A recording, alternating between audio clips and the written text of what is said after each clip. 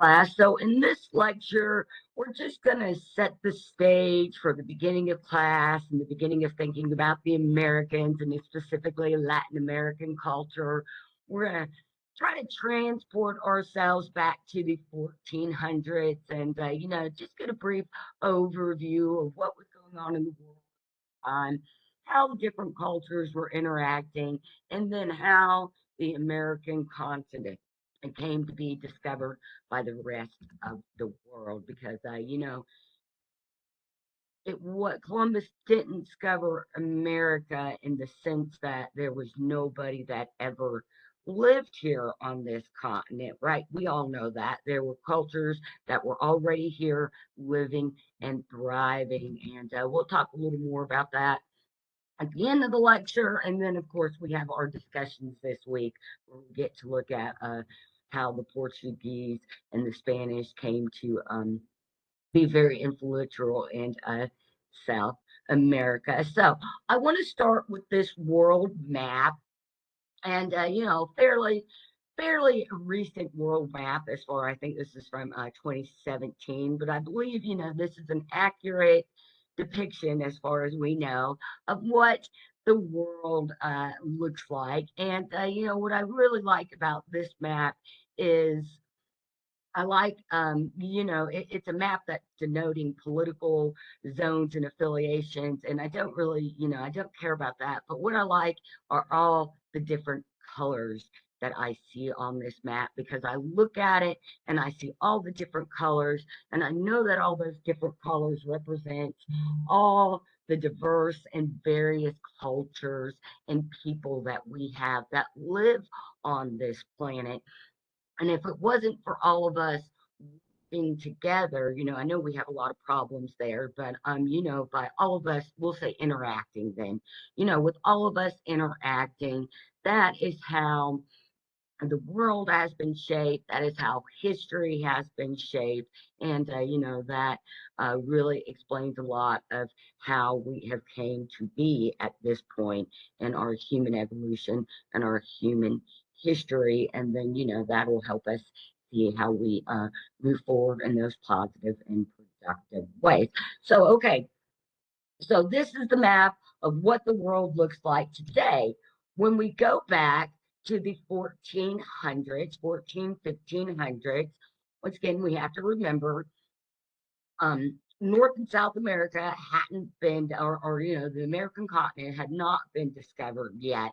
So a lot of ideas of people had of what the world looked like, how it was shaped, the different land masses on it, we see were not quite correct. And now this is for many reasons being that sometimes people who made these maps, the cartographers, they were kind of like armchair cartographers. So they were just going off. They never actually went there and charted out the land.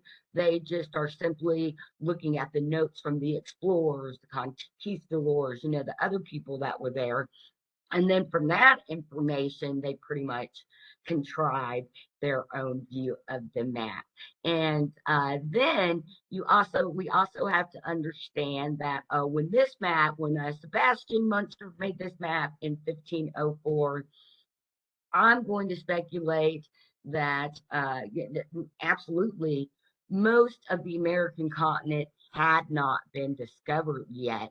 So these parts of land that we do see, it's just, these were the areas that we knew were there, been there many times, you know, and kind of the rest of it is a little different. Now, I also think it's interesting that when you look at that big kind of a floodway area there of South America, where it almost looks like it's kind of the ocean, and it's oh, what would it be? I'm geographical term is lacking. We'll say estuary.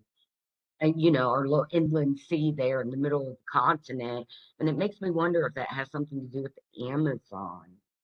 Because the Amazon River runs through most of that area, and it's a big area. Maybe back in the 1500s, the Amazon was like that big, so it actually looked like a little inlay sea or something like that. So anyway, that's just a little interesting geographical feature I look at and think about. And then also in looking at this map, note how close it says India is over there on that side, and we see all the different islands. And we know today that India, of course, is a lot further, I guess, on this side you'd say southwest, because that's about where the European Asian continent starts, and on that side, and where Russia and Mongolia are. So it's really interesting to look at this map and try to put yourself in the shoes of the people that lived during the 14 and 1500s, and the people that lived in Europe, for the most part, most of them never came here to the American continent. So they really had talk about misinformation effect, and disinformation. They were and the only stories that they had were stories from these explorers who were going off visiting these other places. And so, that's where we get a lot of stereotypes about different cultures too, because these explorers, they tend to embellish and elaborate and, all these exotic cultures. And then at the same time, when you compare like Northern Europe to a place like India, or even here, you think about like the Native American cultures here in the Southeast, the Mississippians with their mound builders, how vastly different those were to North America, and the way that people lived. And, really people kind of lived the same way as far as subsistence goes. But the way that they utilize their resources and the way that they create their culture and aspects of their culture, very, very different.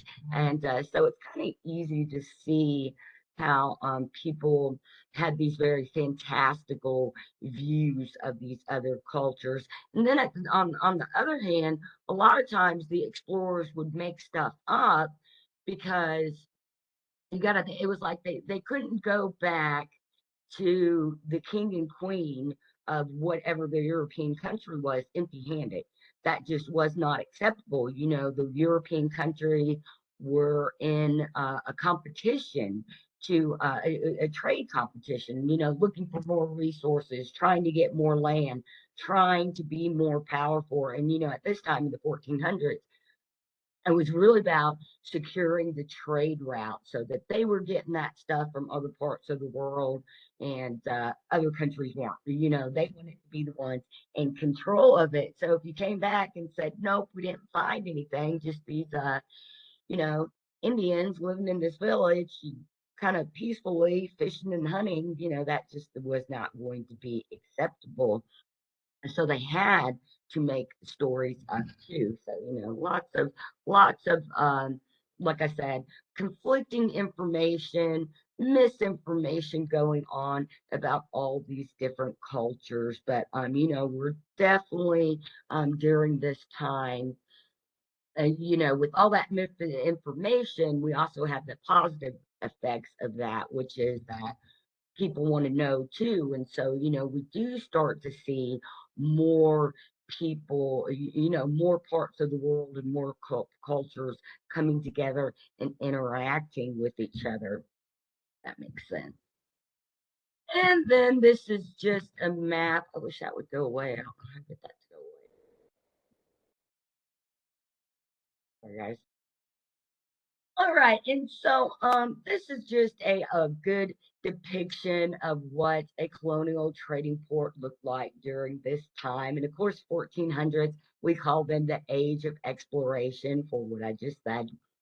We have all these cultures, starting to clash and come together, and beautiful things are created, and some really awful, heinous things in human history happen, right?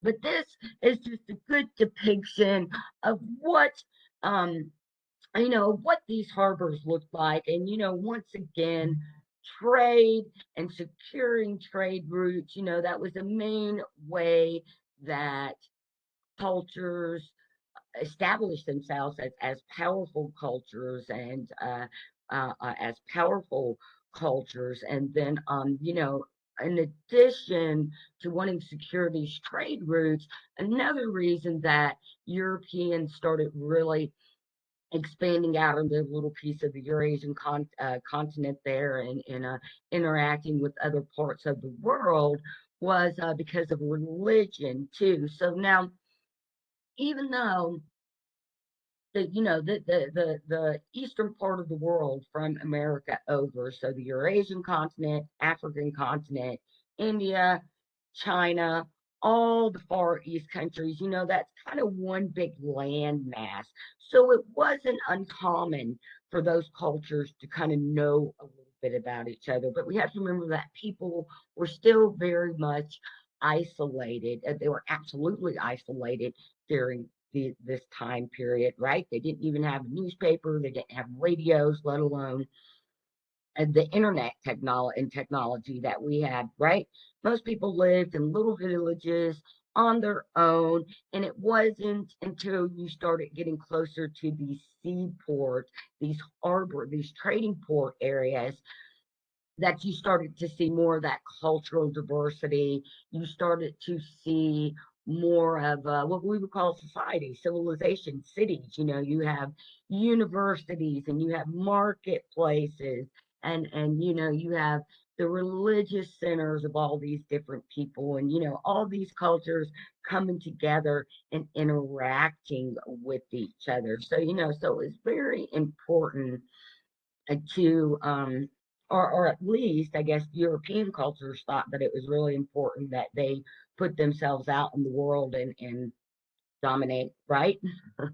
I'm European, guys, so don't think that I'm like trying to bash anybody here, okay?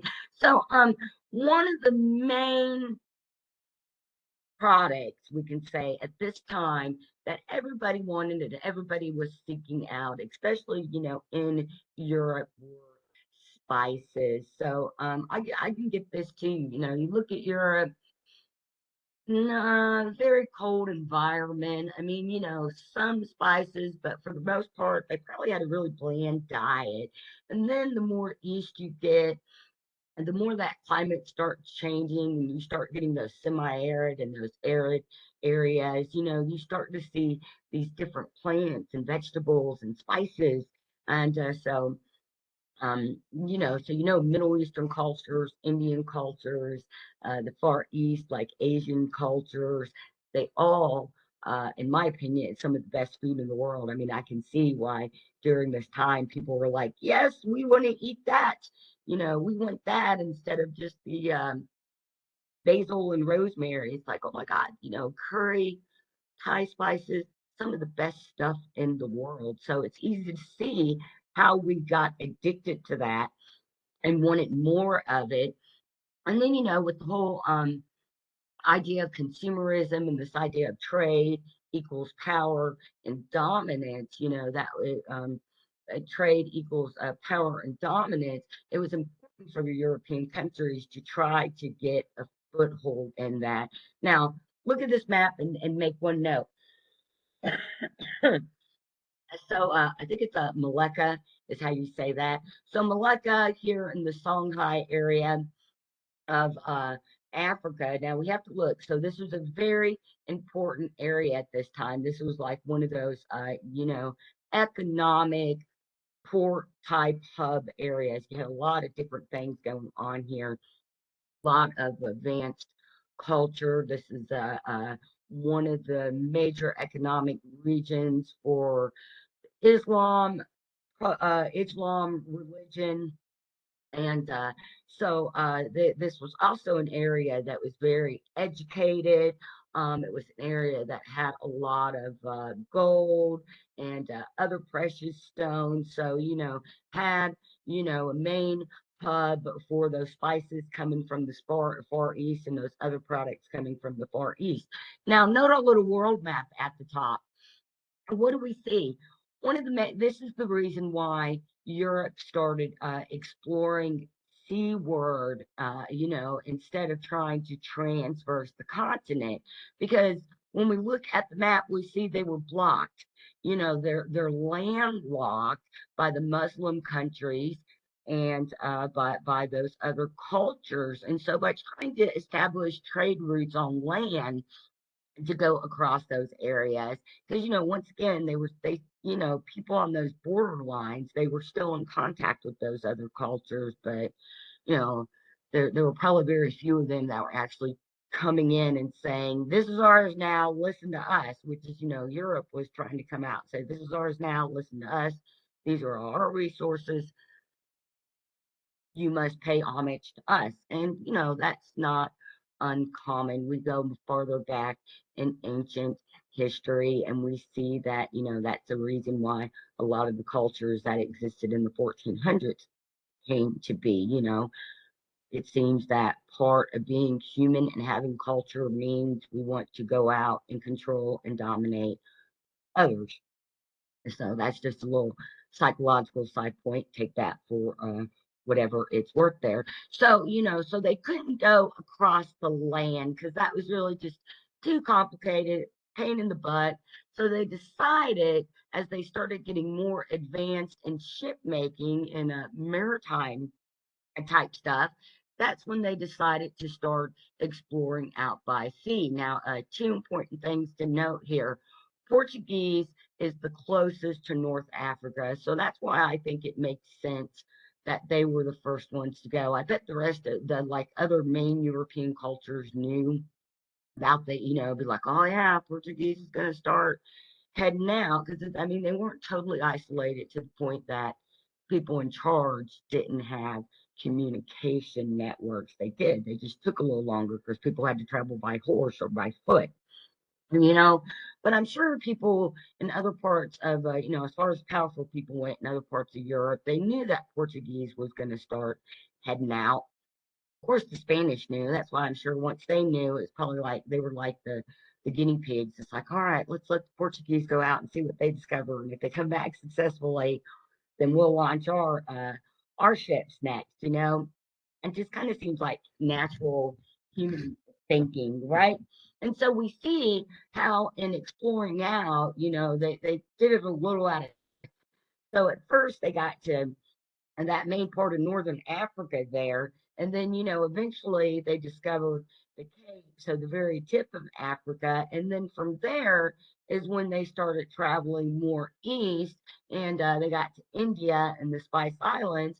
And they actually thought that was it. That was indeed the end of the world. And then it's like, no, no, no, there's actually this whole other part. And then, by the time the Spanish get involved in trying to find trade routes to get around Africa over to that part of the world. Because think about it, you can't go north.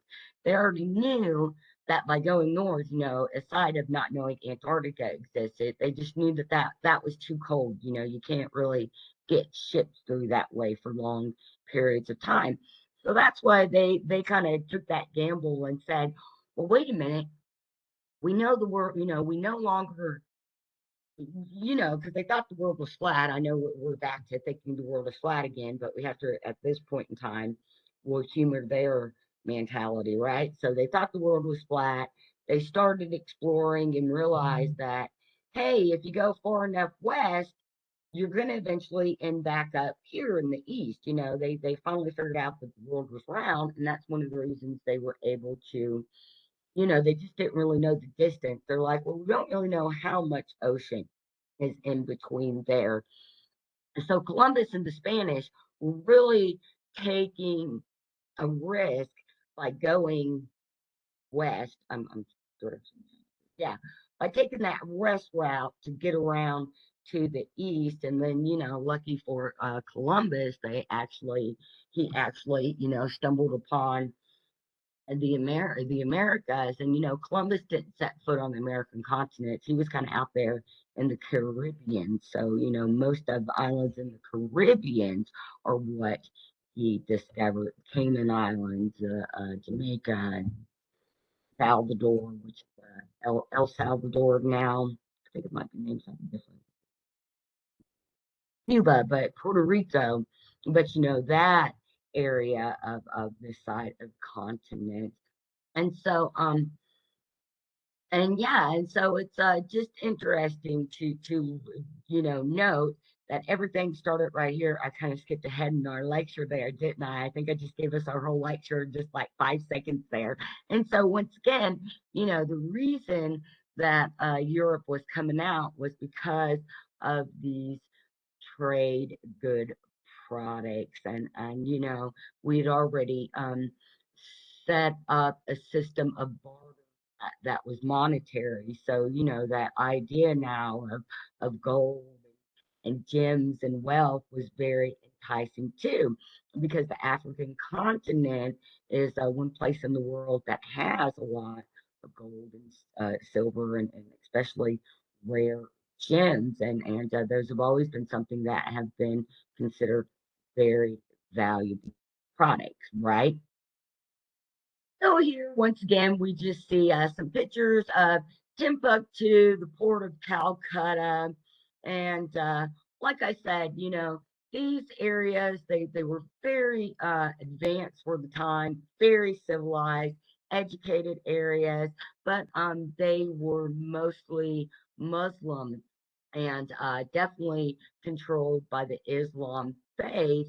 So the Europeans, in addition to wanting all the power over all the trade products, they wanted all the power as far as religion goes too, because at this time religion was a main influence into how people saw the world and how people interacted with other people in the world. And so we already know Europe kind of had this quest to Christianize the world before we started getting involved in the trade route battles here, because of things like all over to the Middle East. They were going on for centuries before Europe started heading south down to Africa. So just I couldn't figure out that picture. I had another slide and they kept trying to delete it because I put it on this slide and they were linked, and I see why, because it makes it bigger for us. Cool. So, and just another real cool old illustration picture here, because I kind of like to draw and doodle, so I kind of like to see pictures too, and it's good when we're doing presentations like this. You guys don't want to sit here and follow along with everything I'm reading off of. You want to.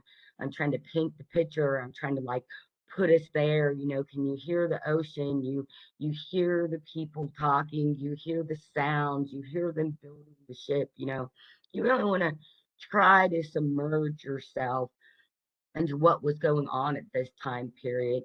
So you get that understanding of what people were thinking and how people were experiencing. And, that does not in any way justify the heinous things that people were doing to each other, because we know the slave trade was a big part of how America became founded too. And, it's never okay to own other people.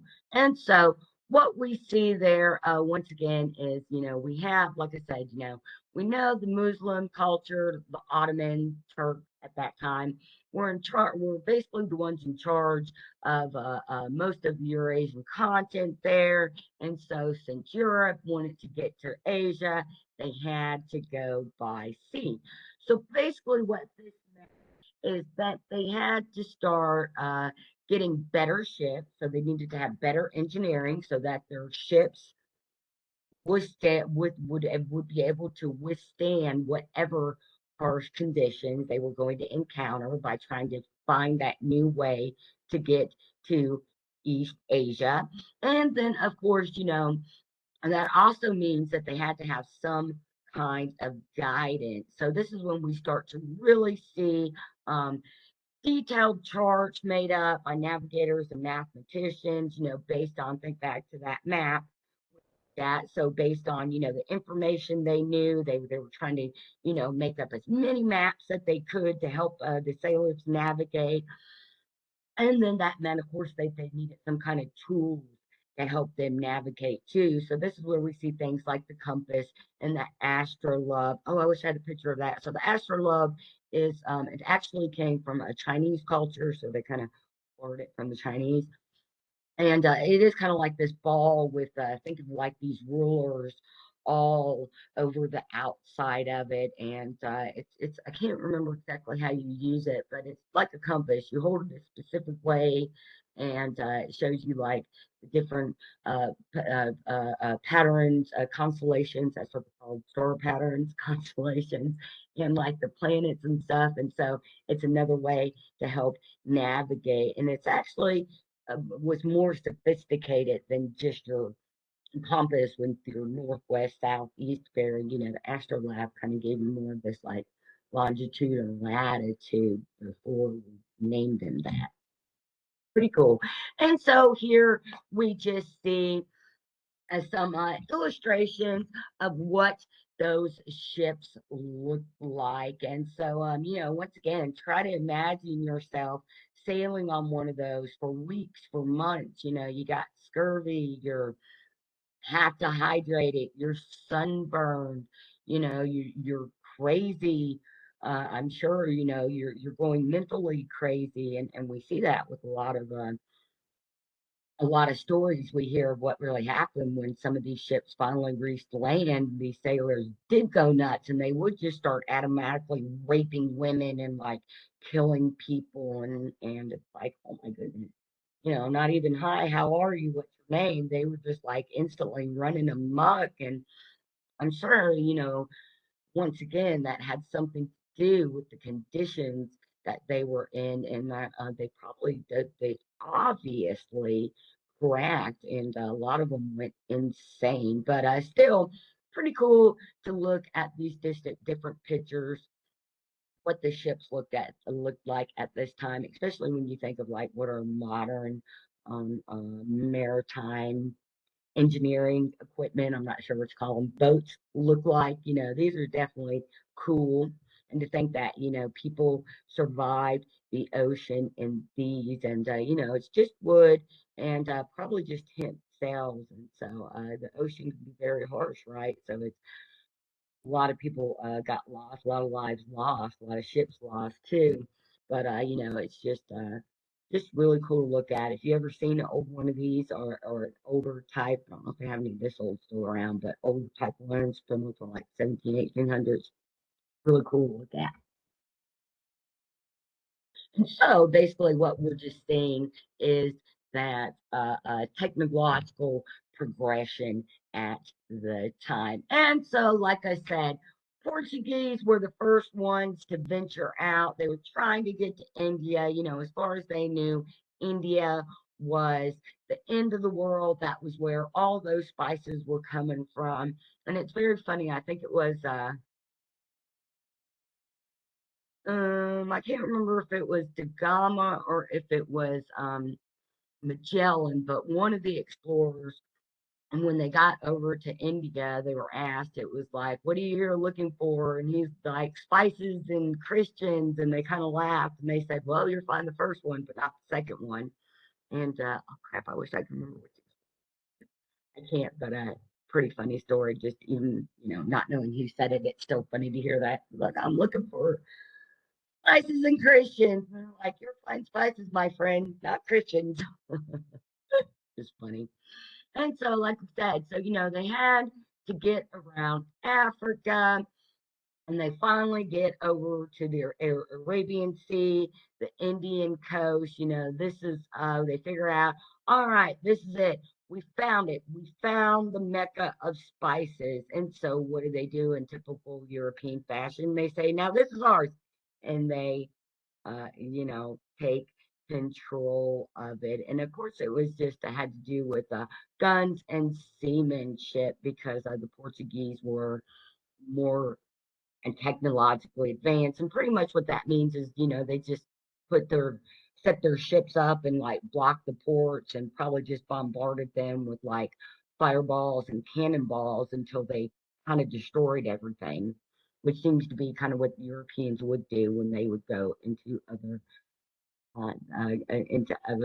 cultures, right? Just destroy it all and then go, okay, it's ours, and then build it back up. And so, what do we see?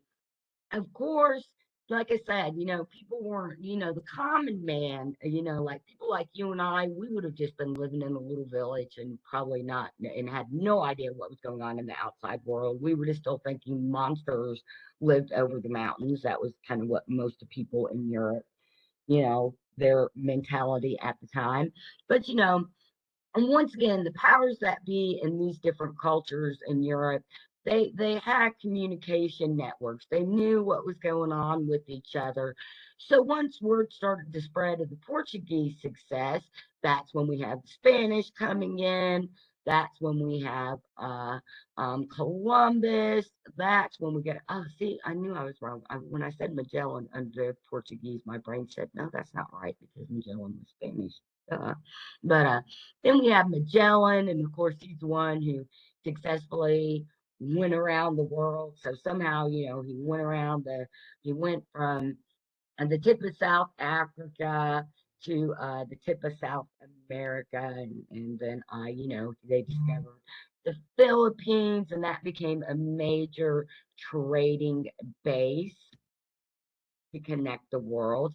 And then, word starts spreading further up in Europe. So we have the English and the Dutch start getting into it. And so the English come out, we see the East Indian Trading Company founded. Then we have the Dutch East Indian Company, and both of those were really instrumental in the colonialization of Africa, not so much here in the United States, but definitely in Africa, and definitely the British had a long rule there, and India. So what did the Dutch do once they got to India, though? They, you know, took that they seized Malacca. I think that's how you say that, from the Portuguese, and so they established themselves as the major spice traders of the area. So what did that mean? Kind of like they were like mob bosses. It was like, if you want these spices,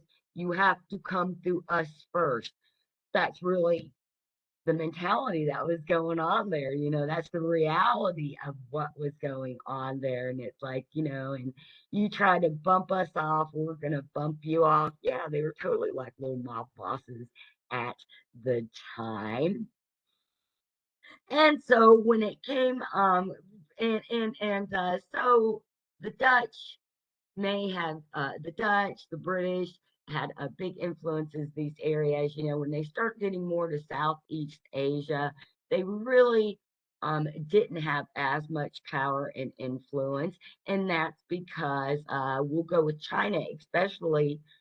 China is one of I would say without China, we would have a different world today as far as industrialism and consumerism goes, because China had all the stuff that everybody wanted.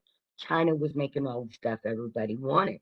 They were making they had the spices, they had the porcelain, they had these beautiful fine silks that they were making. And so, all the rich aristocracy in Europe had to have this beautiful, exotic, fine goods. And, when you look at it that way, China spent the first few centuries of its existence being in contact with the rest of the world purely on a consumer basis. Everybody wanted their stuff. And so, that's easy to see how now China is still kind of the main trader and producer of stuff in the world, right? But what blows my mind is how they started off as being the ones making all the like bestest type stuff, and now they are such the leaders in trade and consumerism is so engulfing in the world now that stuff doesn't mean anything anymore. So that's why it's all these cheap plastic crap. So kind of interesting how they evolved in that way. So yeah, so that relates to why the Europeans, even though they didn't really have the strongest hold in that part of the world, because they didn't have anything to offer. Europe did start making its own types of chinas and porcelains, and of course making its own versions of silk type material, making synthetic stuff and whatever herbs they would grow.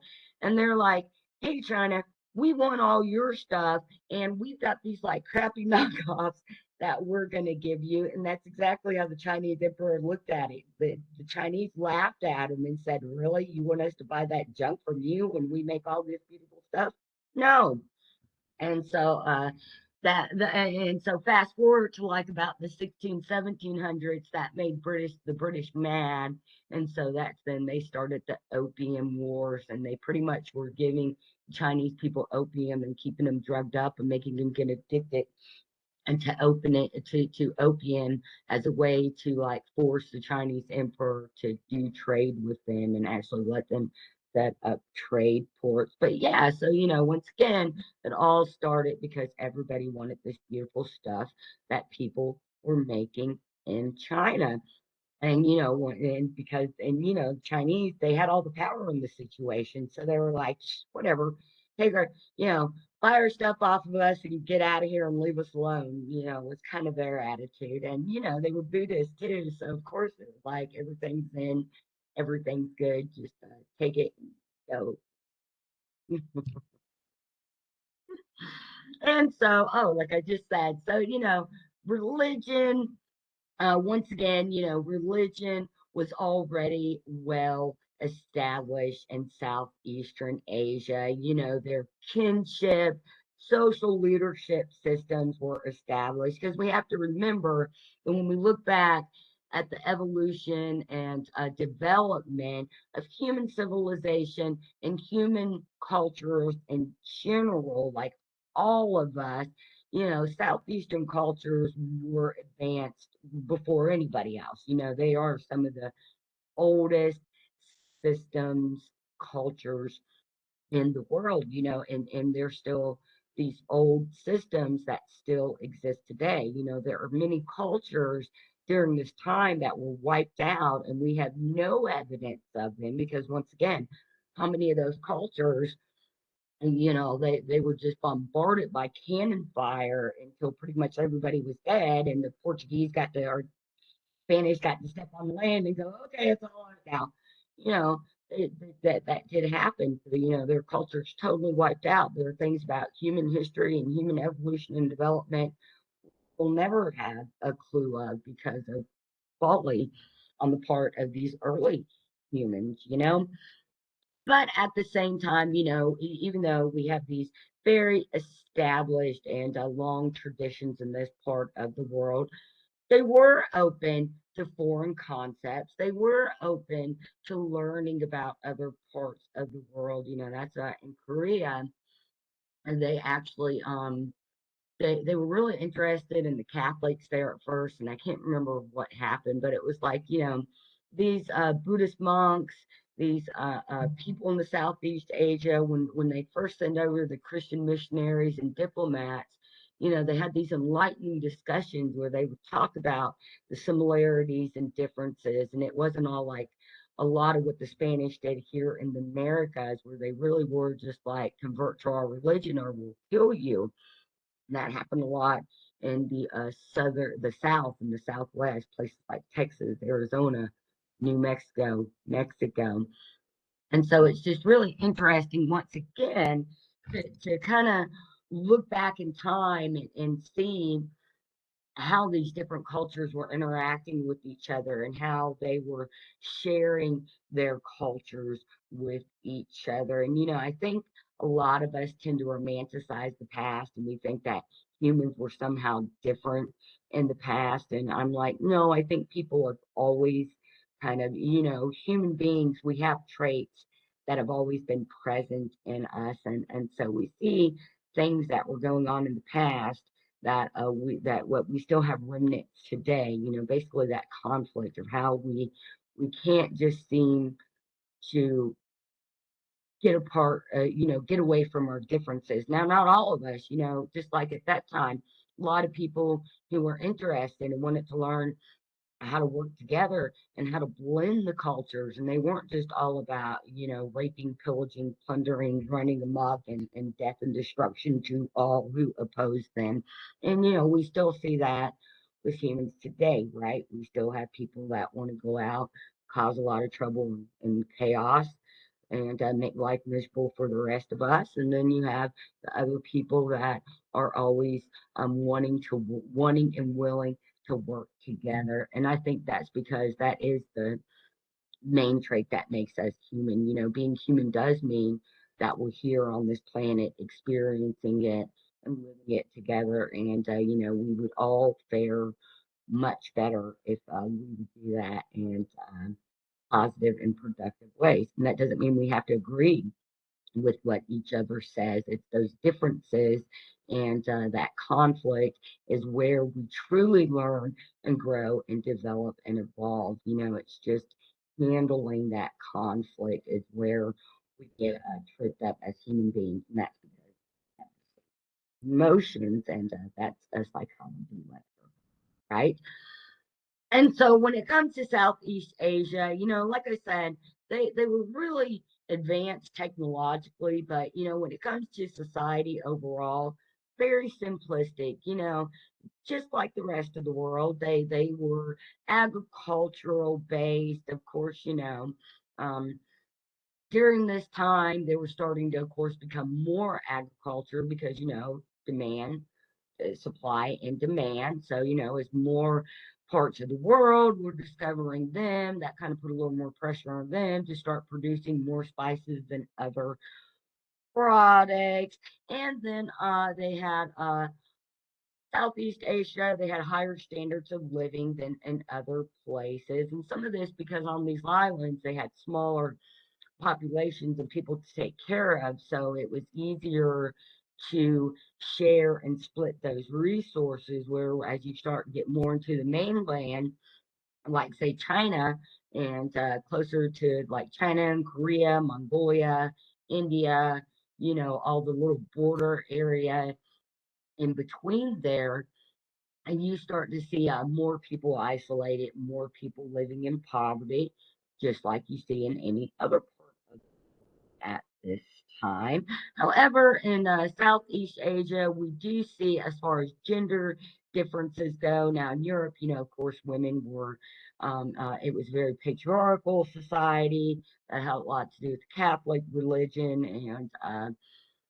And so, women were kind of second class citizens, definitely, right? And so we get to Southeast Asia. We see social institutions more homogenous, whereas women were a little bit more equal to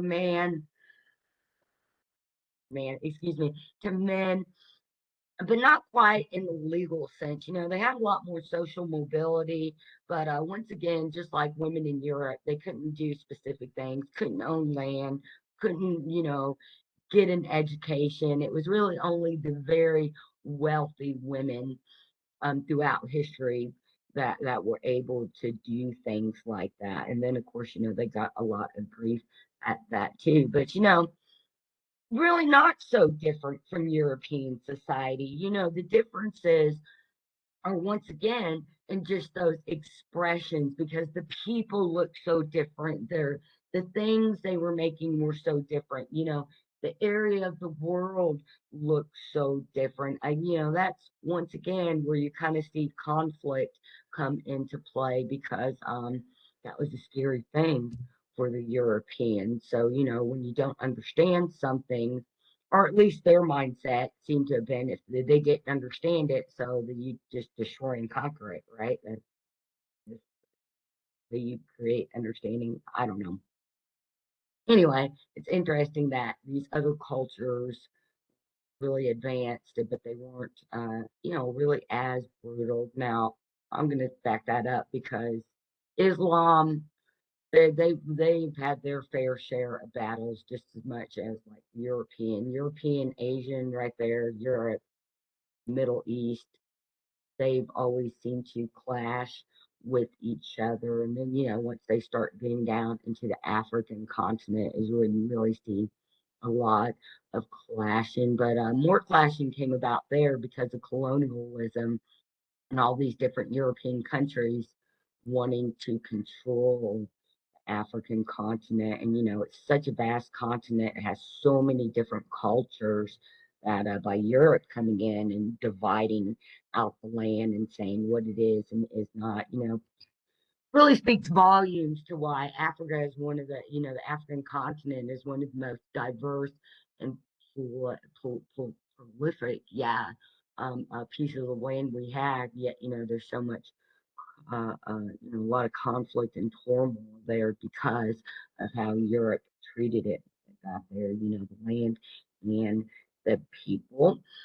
And so, once again, Columbus thought he was going to reach Asia by going west and did not get there. He did think, though, that he was in Asia. And so that's where the idea of the people that lived here became the Indians because he thought he was in India. So he called them Indians. And then we have John Cobbett, who actually got to the North American continent, and then it was Pedro Cabell that got to the South American continent. So, of course, by the time the Spanish conquistadors got to the New World, they were pretty brutal. They were pretty brutal in the things that they would do to people. They were all about glory, greed, and religious zeal, very much indeed. I mean, they would burn villages of people alive because the people in the village wouldn't tell them where all the gold and silver was, and they're like, look, man, we don't have any of that, we don't have it. And so they thought that they were hiding it from them, and that the Indians were keeping it from them. And so, yeah, they burned people alive. Ferdinand Cortez, no name, not him. That is one of the Spanish conquistadors, but here in the southeast and especially around Alabama, where I did a lot of archaeology and I got my education, my bachelor's degree in archaeology. It was Ferdinand de Soto and Chief Tusa were like the big things everybody would talk about. And de Soto would keep a pack of Irish settlers with him and wouldn't feed them because he would feed the Indians to them. So, he had this pack of dogs that were half starved, and when the Indians wouldn't tell him what he wanted to know, he would feed them to the dogs. I'm like, that's so heinous. It's like how can people do things like that to each other and go to bed at night with a clear conscience, and then to do that in the name of religion? It's like, wow. Wow. And so yeah, so the Spanish were very brutal coming through. Now, of course, the Spanish conquistadors were very brutal coming through.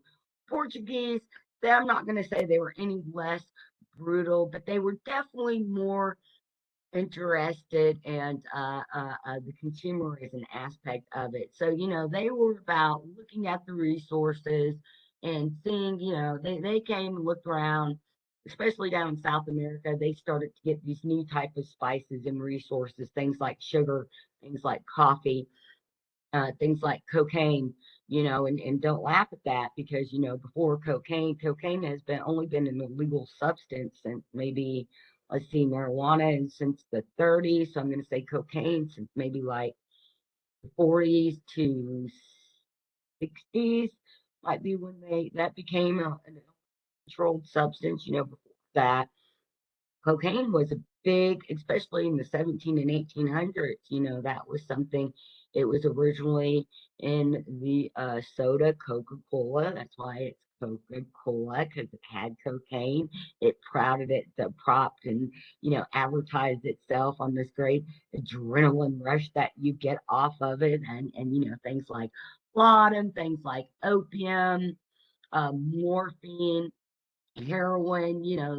They've had a longer history of being used and put into products to get people to continue to buy those products than they were as illegal substances. Probably why they had become illegal substances, because they got us all. They made like the whole world, coke addicts. So they had to change that around, right? Because they figured out, oh wait, get everybody hooked on a Coca-Cola here, and they're all geeked out. They're not buying stuff. They're not making money to buy more stuff, right?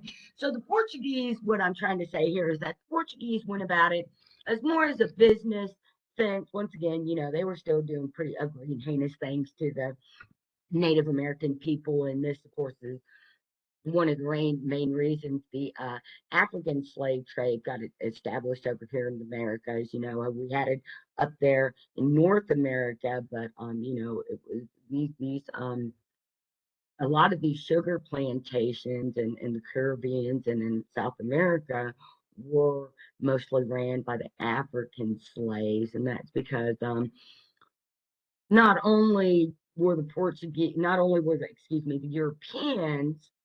I'm going to step back and generalize. Not only were the Europeans, killing off people, but disease, by coming into contact with these different environments and these different sets of DNA, people's bodies were having physical reactions, right? Because that's what diseases do.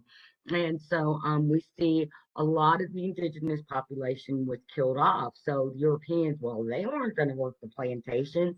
So the African people seem to be more resistant to the diseases from the indigenous cultures and from the new world. And then, of course, African cultures and European cultures had already been interacting with each other. So, their genes, they'd already developed immunity to a lot of each other's diseases, except for malaria. That killed a lot of the Europeans when they started colonizing Africa, and even here in parts of South America, malaria was one of the things. We tend to think of diseases as in just like human, like smallpox, but malaria was a big one that killed a lot of people. So we even see a lot of the European conquistadors and the European colonizers dying off because of disease.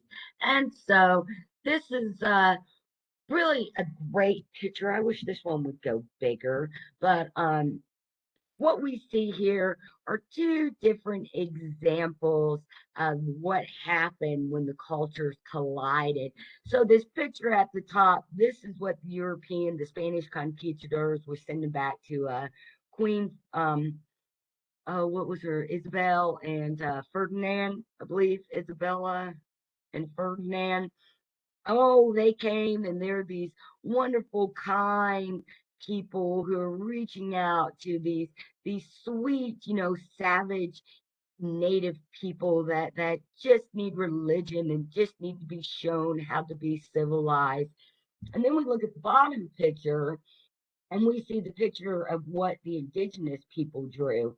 And it's like, no, man, they didn't come in all peaceful like they show in that picture. They came in swords drawn, chopping people's heads off, scaring the crap out of everybody, and you see all war and thunder. Interesting. I think that's supposed to be a thunderbird there, which is kind of like attributes like ominous type depiction there. So I've always liked looking at those two different pictures and those two different points of view, and we say, oh, how can that happen? How can two people experience the same thing, have such widely different perceptions of what is actually going on in reality. And we're going to have to leave that question unanswered, my friends, because psychology still wants to know how, as human beings, we can experience something and have such vastly different I just ideas of what's going on. That's why things like eyewitness testimony are not really reliable because you will have somebody, the car wreck. Oh, what car wreck? It was a red car. And somebody was like, no, it wasn't. It was blue. No, it wasn't. It was a red car. No, it wasn't. It was blue. You're always going to have that person that has that alternate perspective, and sometimes that's a good thing. Sometimes somebody has that alternate perspective, and that's the spark we all need to get in gear and grow and evolve more, right? So when it came to, so okay, so a lot of Latin America, South America was set up as these plantation colonies, and so of course they were kind of governed and modeled off of European society. So, Spanish and Portuguese, the way they set their colonies up, they were modeling their motherlands over in Europe, right? So, of course, the Catholic Church had a huge role in the colonies. Um, there was they kind of had a pyramid. They had this royal. They would have these creoles, and those were those American born descendants of Europeans. So once again, since the majority of people had been killed off, of course, anybody that was born, they were considered special, and they were then, put into the ruling positions, right? And ultimately, what was going on with these plantation colonies, they were exploiting the riches of the Americas. They were exploiting Isabella, yeah, Queen Isabella, exploiting the riches of the Americas. And, most importantly, they were exploiting people. We tend to kind of forget that. Once again, we live in such a capitalistic, consumeristic world that when we look back on history, we tend to kind of take this separate view and forget that, this is things that were happening to people. Our ancestors were perpetuating it, and our ancestors were the victims of it. Either way, there's no blame or shame here. It's just, I think, we study history so that we can see how we have engaged and treated each other in the past. And, we do, and by seeing that, it helps get us a better understanding. And it helps create more compassion and empathy for each other. Because once again, being human means that we're here to live and work together, not just to fight and kill each other. And by studying history, I think it does help us develop more of that empathy and compassion for each other, because when it comes to being human, there's a wide spectrum of traits and behaviors that we have, right? But, any one of us are capable of any one of those types of behaviors. That's where mental illness comes in. Mental illness simply means the brain gets sick. Any one of us, our brains can get sick, but the brains can get better too. So, all right. So just, once again, it was all about those consumer products. And, really, when it came to Latin America, they don't have as much of those precious metals, gold and silver, things of, gemstones like the African continent.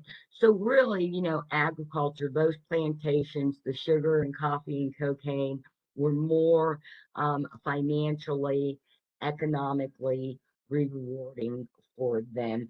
And so then what Queen excuse me, Isabella would do is she would make these, she would institute these things called encominada, I guess is how you say it. Excuse me, I'm not very good with Spanish.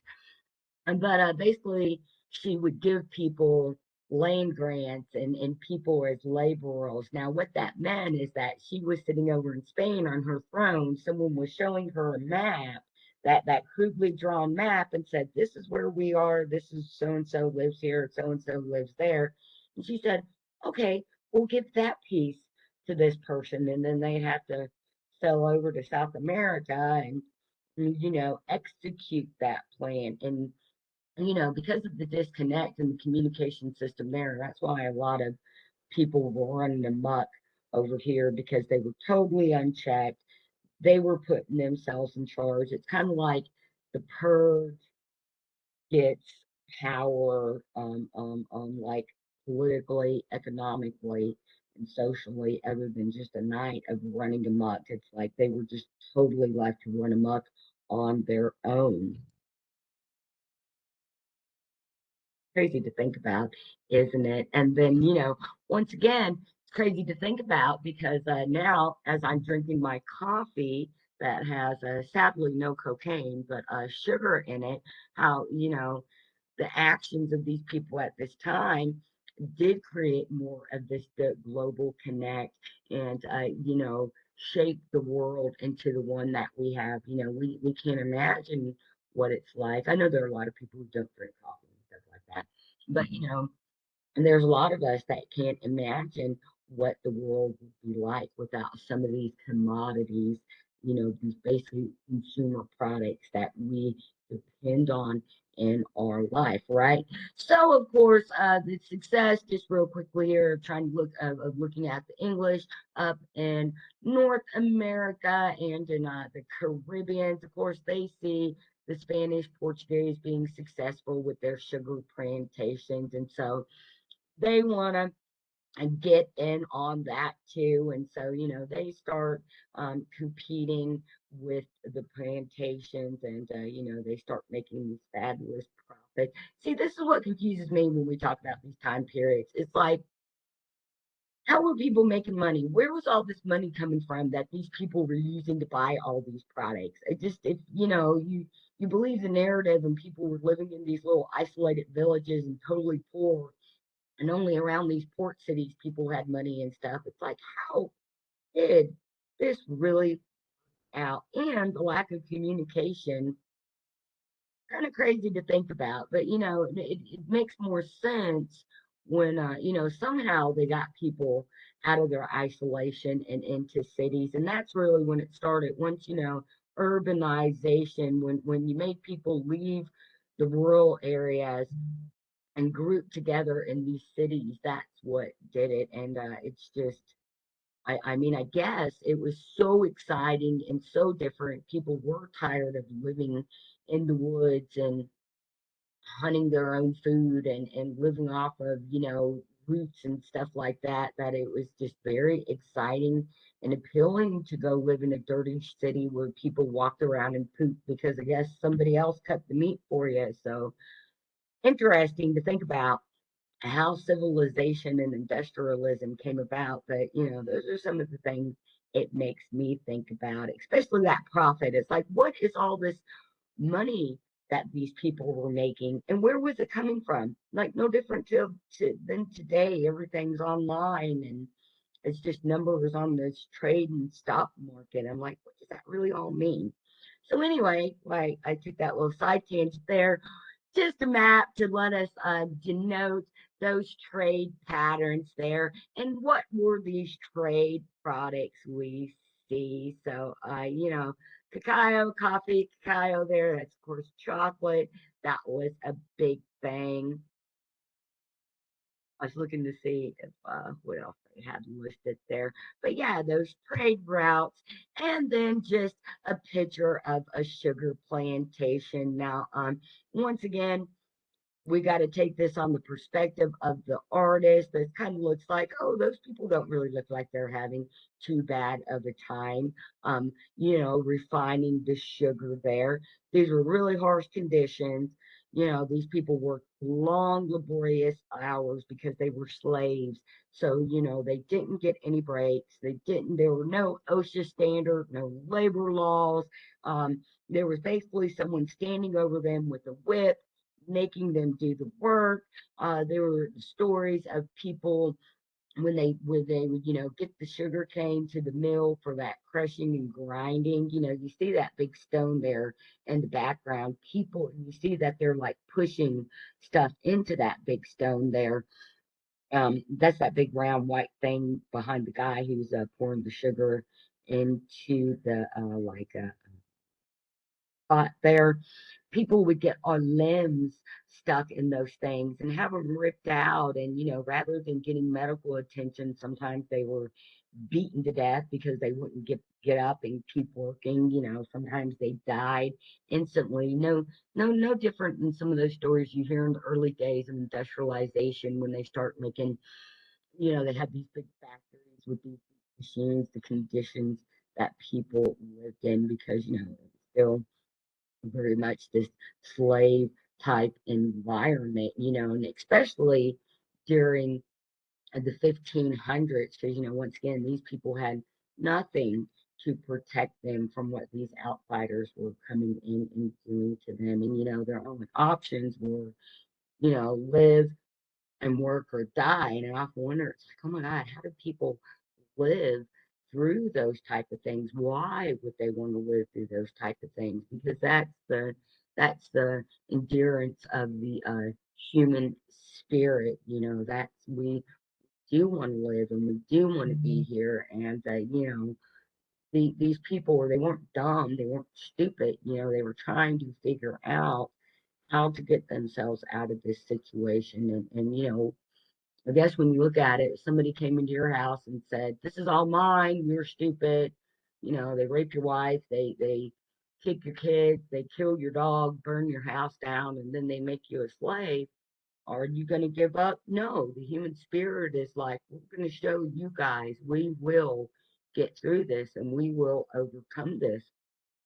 That's what happened. We see that in starting in the 16 and 1700s with revolution. And when it comes to Americas and the slave trade, and the people who were down there in South America and the Caribbeans, they were some of the first to liberate themselves. Simon Levateur, I believe is how you say his name, led the rebellions. He was a French slave, but he was one of the top slave, so he was allowed to get educated and went to Europe and lived in France and learned all about France and the French Revolution and the American Revolution. And so he took that back to this part of the world and mobilized and pretty much like organized the different slave groups there, the slave laborers, different groups of people in that.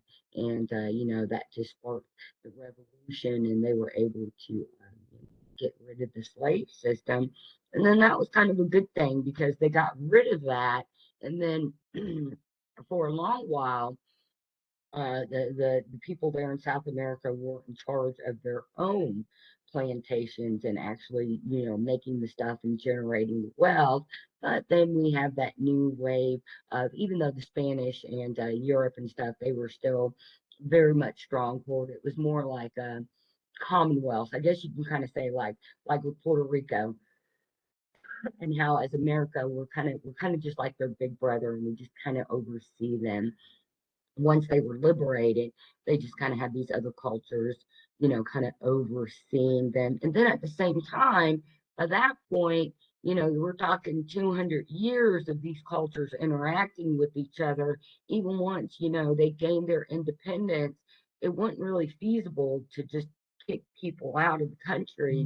There were systems and stuff already established. It's just, people now on more equal footing because you couldn't own people. And we should never have been able to own people in the first place. So, in addition to resources, the slave trade, if not for people having the ability to own other people, none of this would have ever have worked out. The Europeans would have got here, pretty much everybody would have died off, but because there was already and this established trade trade, by finding the Americas, it just, the Atlantic slave trade was not only one of the biggest losses of human life. The only thing I would say comparable to that would be, what happened to the Native Americans here in the Americas. The number of Indian groups that died off just in North America alone. I mean, three-fourths of the population was destroyed. Their cultures and ways of living destroyed by contact, and the Atlantic slave trade and the transporting of people. The loss of life there is stunning. And on average, the age of slaves, sorry guys, the age of people taken to be enslaved from the African continent was between 8 and we'll go about 14 15 years old. Why? Because they were younger. So that means that they had a longer lifespan. So they were going to be they were going to be easier to manipulate, and it was easier to pack them into these ships. People were chained together and packed into the bottom of ships with rats and mice and laying in their own feces and they were given like a 2 foot by 2 foot area, or maybe it was 4 foot by 4 foot. I can't remember exactly exact dimensions, but a very small area. So you think if somebody taller, they were just like bundled up in a fetal position, like such chained to somebody else, and the bows of this dark ship, not knowing what was going on. Of if somebody died, they were just left there. I mean, a lot of times they were stuffed in the bottom of the ship, and then they wouldn't, they nobody would go down there and check on them until they arrived. So they arrived there in Brazil, and then they would open up and say, "Well, boys, let's see who's alive. Oh, look, we've got some alive." And then at that point, those kids, children, were so scared that there were many times that they would chain together. Remember that somebody would jump off the ship to commit suicide, and they would end up taking everybody with them. And nobody tried to help. The people that wanted to help them were children in chains. There wasn't much that they could do. So once again, it's very interesting to think about how the world would have been different if some of these mechanisms hadn't been in past. At the same time, we don't have a time machine, and I don't think we ever will, to be able to go back and change these events. So what can we do? We study them and we learn from them. And I think one of the best things we can learn from things like this, the slave trade, especially, and how people, a lot of cultures were created when we had those cultures come together, is that definitely behooves us as a human species to get along and treat more people with compassion and respect and understanding. Now, maybe you say, but Professor Moore, capitalism and consumerism rule the world now. Many people have profited because of that. And I would say, really, there's a lot of abject poverty because of that. There's a lot of devastation to the environment, a lot of conflict because we can't get along based on our belief systems in different cultures. So, I think that I think we're at a time in human history to where we are transitioning and changing, and there's always going to be a lot of conflict and resistance there. But ultimately things change in life. History teaches that's one reason we study history too, so that we know just the way something is right now in the present, it's not always going to be this way. The things were in the past, they weren't always going to be that way. We have changed, we have evolved, and we have grown, and we are going to continue to do that thing, that we are going to continue to do that evolution.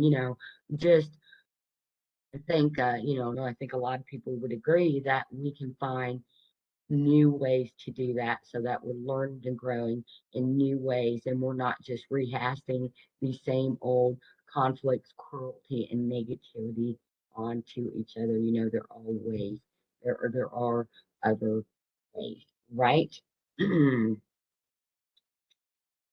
All right, just looking, I'm sure you guys had time to read that last slide while I was talking. Just a few more points talking about those conditions. Some of those Africans underwent while being in, during that enslavement transition process there.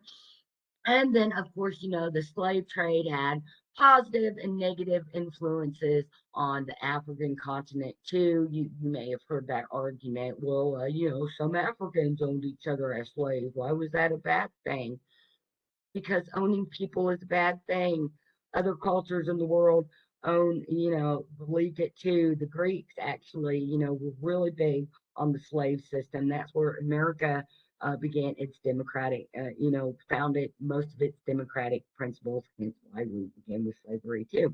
Like, and just because we see that some cultures in Africa were profiting off the slave trade. That doesn't make slavery, that doesn't justify slavery at all. That just goes to show that it doesn't matter what our culture or beliefs, our gender, ethnicity, color of our skin, greed is greed and cruelty are parts of human nature, and some people will pick up and go along with the flow and thrive on it, and others won't. And then, some people unfortunately will be victims of it.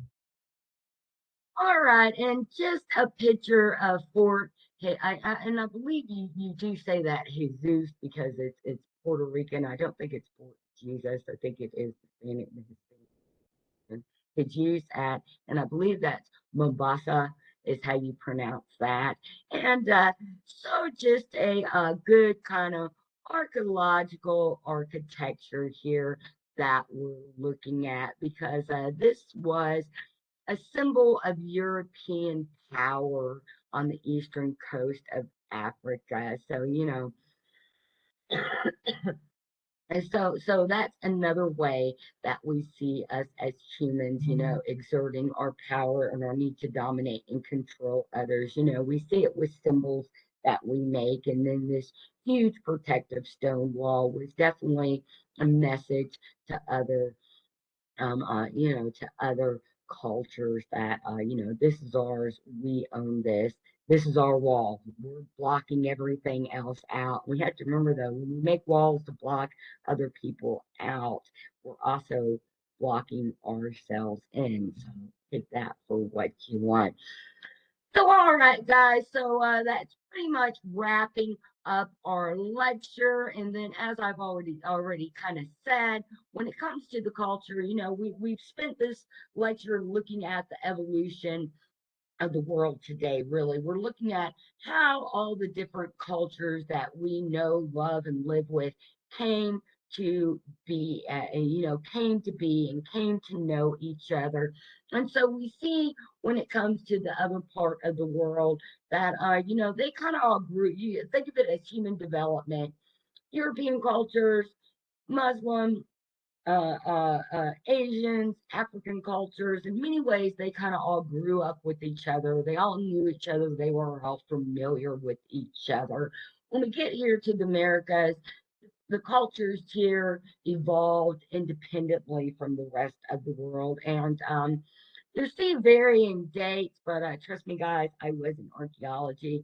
We can date evidence of humans entering the Americas as far back as 60,000 years.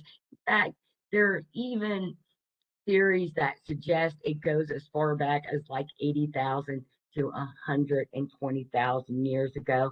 And a lot of it wasn't the Bering Strait. They came from, north, traveled down south. A lot of these ideas are kind of more maritime, to where they came from southern parts of South America. And then, there's evidence of migration patterns up into North America. So, interesting stuff archaeologically when it comes to the prehistoric American cultures, the American Indians, the South American Latin cultures, the Incas, the Mayans, of course, the Olmecs, the Toltecs. And these are probably familiar. Some of these are probably familiar with you, to you, excuse me. And then, these were some of the most advanced cultures in the world in terms of agriculture, mathematics, architecture, engineering. The Incas living up in the Andes had the most advanced irrigation and roadways and buildings, because the elevation and just, the layout of the land, the way they had to build on the mountains. Gorgeous stuff. I would love to go visit those in person one day. And then here, interestingly, in the southeastern part of the United States, places like Alabama, Tennessee, where I live, Georgia, Mississippi, where you had the Mississippian culture, which, like I mentioned earlier, was I'm getting my bachelor's degree in Alabama. The Mississippian culture, Ferdinand DeSoto, a big big, my professors were really interested in those, and those were kind of like their theses, and so they talked a lot about that. We learned a lot about that, and so the Mississippi, and then for my master's degree, I really looked into the Mississippian culture and mound building.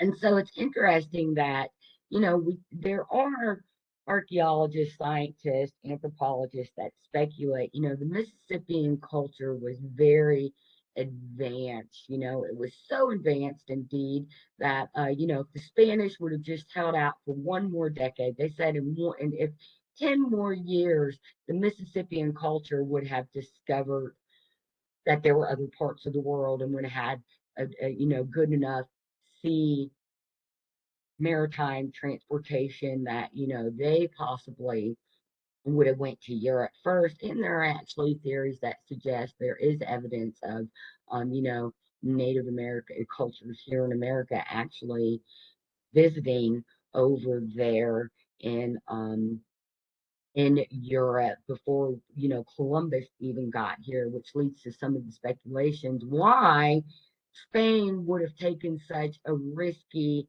voyage by saying, yeah, we think you're right. It wasn't this willy-nilly, we don't know what's over there kind of thing. That there is kind of evidence and theories that maybe they did know. That's why, without the technology and the knowledge of the world that they had, that they willing to do that, it's because they had met these Indian people.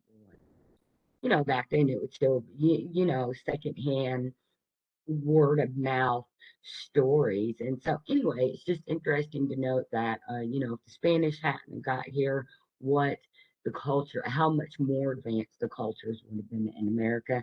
And I also find it interesting that, for advanced as these cultures were, they did not have the weaponry like the Europeans had. Now, once again, of course, yes, Professor Moore, Latin American, Mayan, um, uh, uh, uh, Mayans and the Aztecs, very brutal. They did a lot of blood sacrifice rituals, and so it's not like everybody. We're not romanticizing the cultures over here. I'm just pointing out that I think it's interesting. The Mississippian culture, they didn't do any blood sacrifices like that, and they were really smart and advanced. Yet they didn't use that smartness and that advancedness to focus on this need to have these big bad weapons that were going to, destroy everybody else that they came in contact with. And so it just, and they didn't have that system of enslavement like we see going on with the African culture that, the rest of the world, as in Europe, had.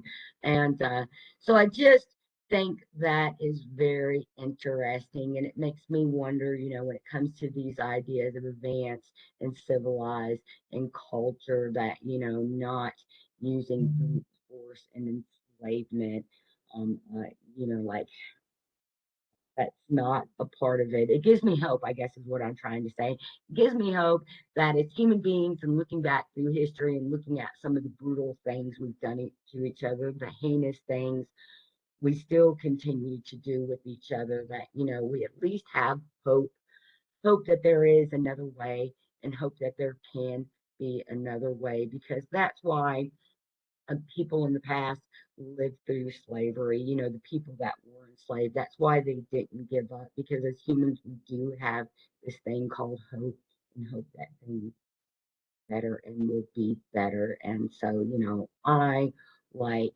to be on that side of life too. So, all right, guys, that wraps up our lecture for this week. So, I won't read what's on the slide there. Oh, well, wait, actually. So we know from the 1500s to the 1800s, we see the spice trade, this whole idea of trade routes, getting these trade products dramatically changed the face of the world.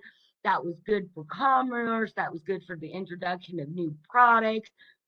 It was actually good for humans mentally, spiritually, these new products, these new ideas that allowed, that great part of being human. We're creative, we're ingenuitous. And so, this is how we see evolution. We see new technologies, we see new ways of living,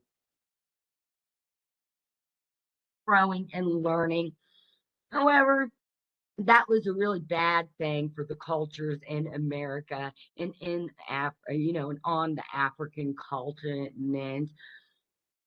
And what we really see is the Europeans, the shape of the world and that European dominance president really starting to play out. And so, even we say that Asians and Muslims were start being knocked out of this, this idea of industrialism and consumerism. But once again, guys, I have to remind us it all started because people wanted the stuff from China. We wanted the stuff that the Asian and the Muslim cultures were making. And still to this day, we still want the stuff that they're making. It's just that's changed because there's so much stuff now that that stuff's not these rare fine oddities. It's all these cheap knockoff crap that breaks in 2 weeks, or breaks. It's like me, you buy something and it breaks as soon as I touch it. Sometimes, but I'm poor, so I have to buy poor stuff sometimes, and so that's what's interesting to look at too. Maybe this whole business of trade and consumerism was a bad idea for all of us. Who knows? Like I said, we can't go back in time and change it.